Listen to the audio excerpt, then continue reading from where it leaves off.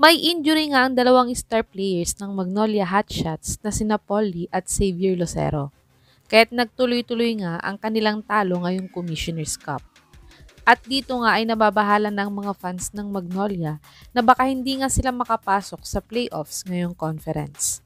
Kaya't narito nga ang mga top players na maaaring makatulong sa Magnolia Hotshots upang makapasok sila sa playoffs ngayong conference. Top 5. Vic Manuel. Si Musselman nga ay kakatrade nga lang ng SMB sa Terra Firma Jeep. At naging masaya nga si Manuel sa trade na to dahil nabibigyan siya ng playing time ngayon. At siya nga ngayon ang leading scorer ng Jeep pagdating sa mga local players. Pero hindi na nga siya makakapasok sa PBA playoffs ngayon dahil nasa rebuilding stage nga ngayon ang team niyang Terra Firma Jeep.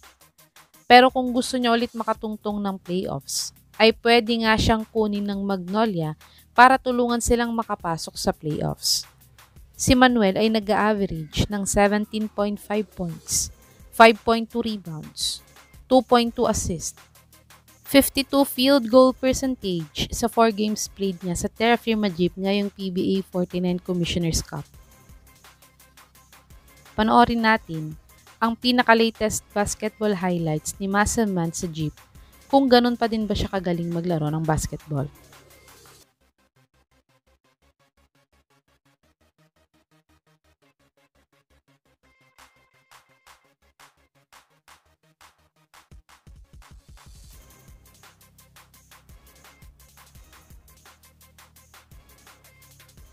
Top 4. Terrence Romeo. Kasama nga si The Bro sa trade package ng SMB sa Terra Firma Jeep ngayong conference. Pero hindi pa nga siya naglalaro ng kahit isang laro para sa Jeep. Ito ay dahil pinapahinga pa nga niya ang kanyang sarili dahil sa injury na nakuha niya last conference. Pero may mga rumors nga na gusto daw siyang kunin ng Magnolia Hotshots. At ito nga hindi daw totoo ayon mismo kay Coach Chito. Ngunit inamin din ni Coach Chito na may chance din naman daw na kunin nila siya sa Magnolia pero hindi pa daw ngayon. Si Romeo ay nag-average ng 10.6 points. 2.2 rebounds, 3.5 assists, 25% 3-point shooter at 70% free throw shooter sa kanyang last PBA 49th Governor's Cup. Panoorin natin ang isa sa mga best game highlights ni The Bro sa PBA playoffs last Governor's Cup kung ganun pa din ba siya kagaling sa dati.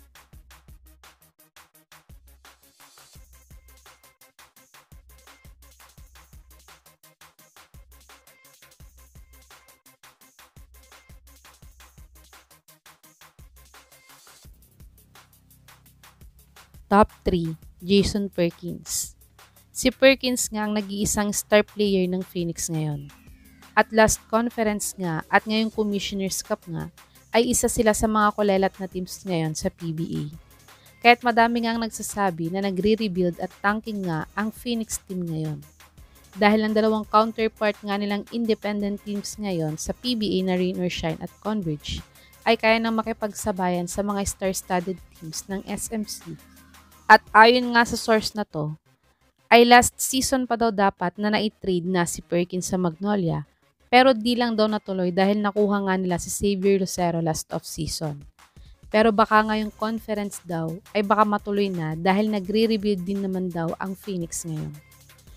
Si Perkins ay nag-average ng 16.9 points, 7 rebounds, 2.8 assists, 33% 3-point shooter at 80% free throw shooter sa kanyang last PBA 49th Governor's Cup. Panoorin natin ang maikling basketball highlights ni Hefty Lefty last conference kung magiging fit nga ba siya sa sistema ni Coach Chito.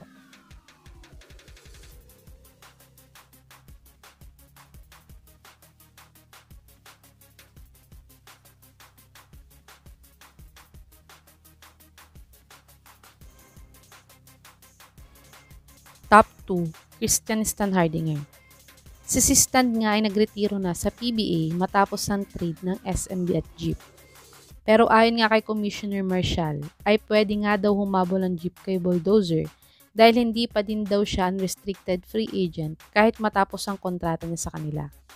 At dagdag pa ni Kume ay pwede nga daw siyang kasuhan ng Terra Firma Jeep kung hindi siya makikipag-negotiate sa kanila. Kahit kung nais pa nga bumalik ni Stan Hardinger sa PBA at ayaw niya sa Jeep maglaro, ay pwede naman siyang magpa-trade sa Magnolia dahil interesado din naman silang makuha siya.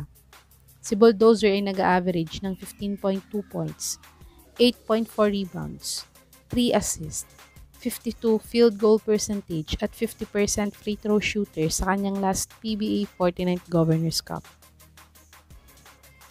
Panoorin natin ang kaunting basketball highlights ni si Stan sa Terra Firma Jeep kung magiging fit nga ba siya sa sistema ng Magnolia Hotshots.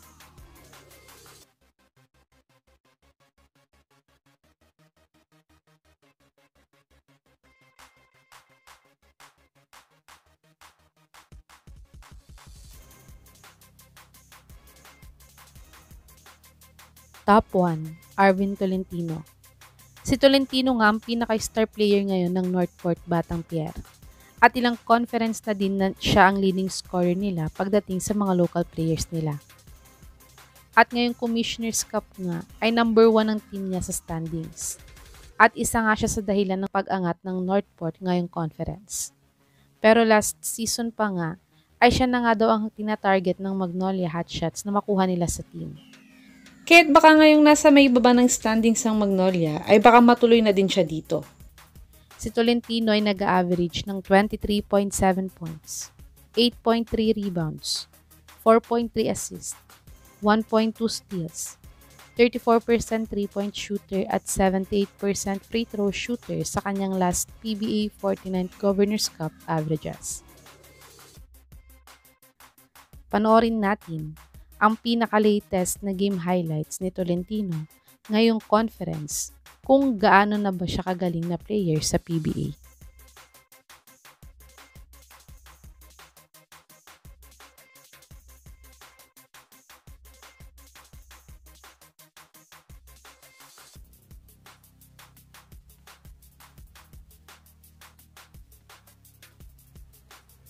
Ito ang mga top players na maaaring kunin ng Magnolia Hotshots upang makabalik nga sila sa standings ngayong conference. Sa tingin niyo mga kababos, sino sa mga players na to ang dapat makuha ng Magnolia Hotshots upang makapasok sila sa playoffs ngayong conference? I-comment niyo na po yan sa baba.